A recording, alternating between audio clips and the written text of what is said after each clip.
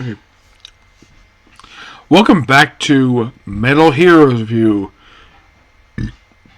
Excuse me, episode number 82. Yes, I just said just come bring us back because I've been gone for things long enough. It's been gone for I've been gone for things for 2 weeks, and if I did get a chance to work on 2 episodes of Doctor Who, I probably won't get back this next week. So let's get started with these episodes. We're here discussing episodes 29 to 32 of Juspion. There is plot development in these episodes and some weird writing. We also bring back about 3 characters who've not been seen in a while in the series for reasons. We'll get to that. So, the episode opens up with the couple who debuted, I think it was in episode 8, I think it was. And they appeared sporadically a little bit. I think after the debut episode, they appeared episodes 15, 16, and then they just disappeared. No one saw them again until this very episode. And they're being chased by Matt Gallant's people. I'm like, wait a minute.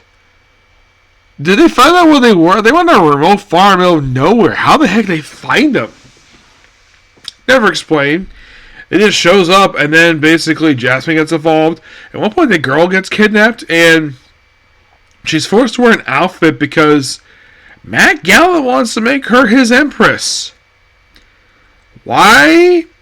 Never explained. And also the fact that he plans to blow up Tokyo. Yeah, this episode in 32, he basically really wants to blow up frickin' Tokyo. He wants to do something bad for Tokyo. Actually, this happened 3 times in these episodes where he almost did something bad. Twice trying to blow it up. Another time was freaking gas the damn thing. So he used a transmitter to contact Juspion via text messaging. Yes. And they able to find her and, of course, stop the bombs. Then, of course, the Mega Beast is summoned, which, by the way, the first time, basically, the other shows in the episode, it's similar to how whenever a Megazord shows up, sometimes without basically you see the combination sequence. Here it's oh, here it is, and fights and disappears. Then fights it again and beats it. So then Jaspion proceeds to get out of his giant robot, fights off Megalon's people, fights Megalon himself, actually kills him, chops his arm off, and he explodes, dying. And just wow, that basically, that's one accomplishment. He's scratched out the list basically to do. So they got to kill Satan Garth and basically start my plan doing. And then everybody's mourning his death. And then the weirdest thing happens. For the first time ever in the series, Satan Garth speaks. Yes, we know the fact Mad Gallant was actually his son. He revealed that little detail back in episode 6. So then, of course, he's sad for his son's death.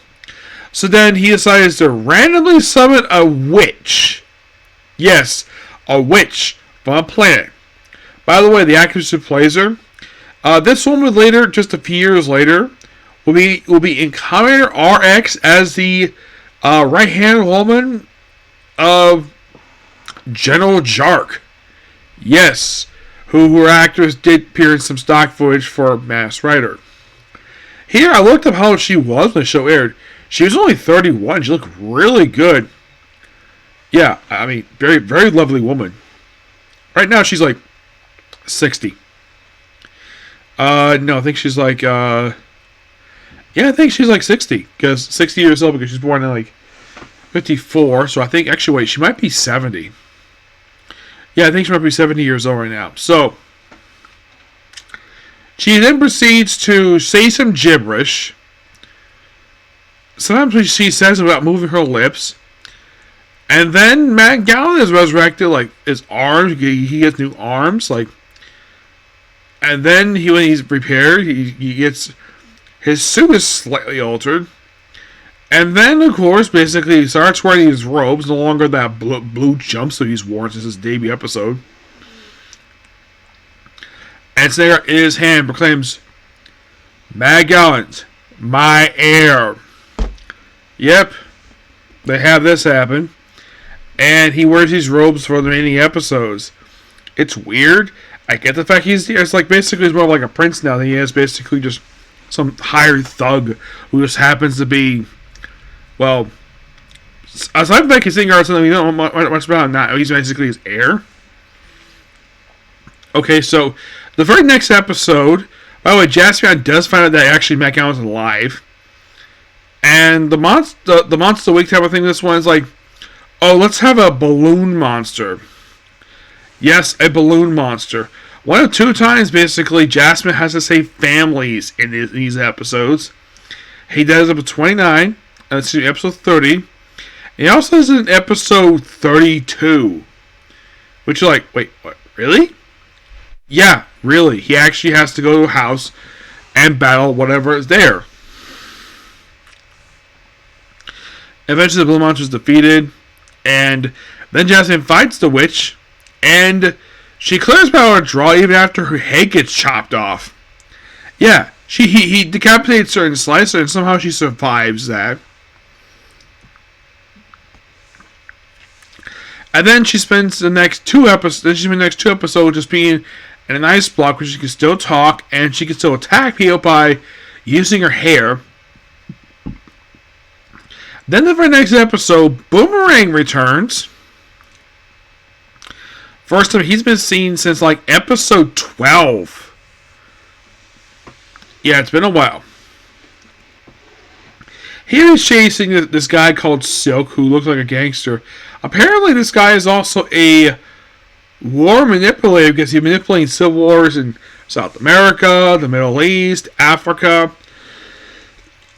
He also has got two bodyguards with him who are robots. Here's the thing about this guy. Aside from the fact that he's orchestrating wars, he's a human. And where he got the bodyguards from? Don't know. My guess is they probably created this character for this episode just to bring back Boomerang for this episode. Yeah, and of course, basically, when they meet Matt Gowan, is like, he's like, I'm Matt Gowan. Like, you're saying guards there? Like, I'm like, wait, how do you know that? Did somehow that knowledge reach the underworld? I'm like, how the heck does he know that? By the way, the very next episode, the same thing happens. Like, somebody's brought before Satan Garth to do something for him. And this one is some guy he's actually heard of. So, he's in Japan to steal gold bars. So, Matt Gowan proceeds to, I think I'll basically just gas Tokyo. Yeah, use the bars and all the kidnapping group of children put on stage. Of course, kids are rescued. Also, when Boomerang reunites with Juspion, it's revealed that, well, you see, he was sort of like this lone vigilante who basically, I'm going to kill Satan Garth for killing my brother. And now he says that, Matt Gowan killed his brother. Like, wait, what? I thought you said Satan Garth killed your brother. Now, okay, I'm going to look this up here. So,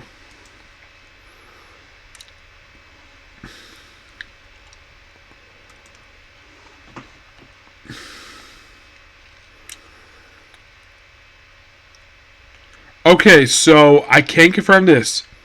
Same guy who wrote this episode. I think so. Wait, hold on.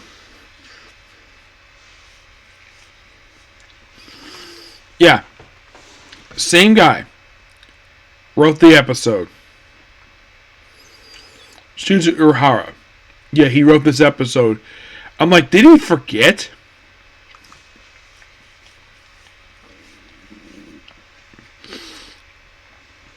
Oh, by the way, the couple. Yeah, they're seen basically on a boat going nowhere, our private family. It's like, okay, let's bring it back just to show on a boat and never see it again. I mean, this was all like their fourth appearance they made in the series. They appeared in episode 8, and then they appeared in episode 15, 16, and then nothing for like 13 episodes. And then you bring back here just to have them get shoved off to be with the Never family. And presumably never seen again. For reasons. Yes. So, by the way, in the episode by the end of episode 31, Silk is killed by Juspion, making him the first and far the only human to be killed by the Cosmic Harley. You know, Jaspion's signature move. Yeah, but he deserved it because he was a dick. And Jaspion didn't feel anything about killing his own human fellow man. He didn't feel anything at all. So then, of course, they say goodbye, and then for the next episode, he's basically here because Matt Gallant has, so there's this guy named Chip that Giza proceeds to set up from their planet. He apparently is a robot master. He uses psychic abilities to control robots. I'm like, that's interesting. So his plan is a similar plan they even use in like other series. Build robots to be helpers. Then you think, wait a minute, a robot plot involving basically robots that look very friendly. Yes, they reuse the same plot for Spielbahn. Yes. Except with episode 20. This is like episode 32. So,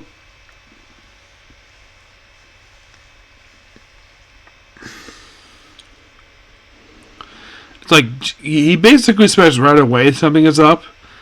I mean, it's not like Jasmine's actually discovering the plans of a bad guy. He just knows. Oh crap! Basically, he does know, and then of course they had to. And Chip's like, even if he does know that's not just the plan, it's like he's not worried. So his plan is to plant bombs in refrigerators and cars to cause mass panic in Tokyo. I'm like, okay. All that would do, yeah, cause panic, but cause also a lot of property damage too. And probably kill people too. So Birmingham team up, and of course, basically, like they go to the base, they fight everybody. Jess deals with Chip while Boomerang deals with Matt Gallant, and he gets beaten by Matt Gallant. So he's like, yeah, he's too strong for me, so bye-bye, I'm going to take care of basically people he corrupted, and never seen the series ever again after this. Nope. He does not return to the franchise until the very next series as the main character. He does also appear as a guest star in the following series, Metallica, for 2 episodes. So in the way, this actor has appeared in the first 6 Metal Hero series. 2 of them as the lead character. In the case of Gavin, it was basically a 2-episode guest star appearance. In Triven, or in Snyder, the finale of the Space Jam trilogy, that was more of a guest star appearance. This was a recurring character.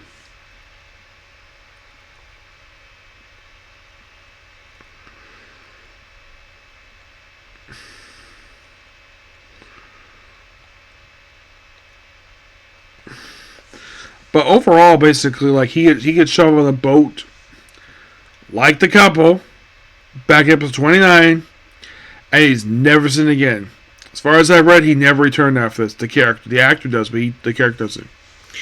So, this is by weird writing. It's like they bring the characters back and they shove them on a boat. Presumably never see him again.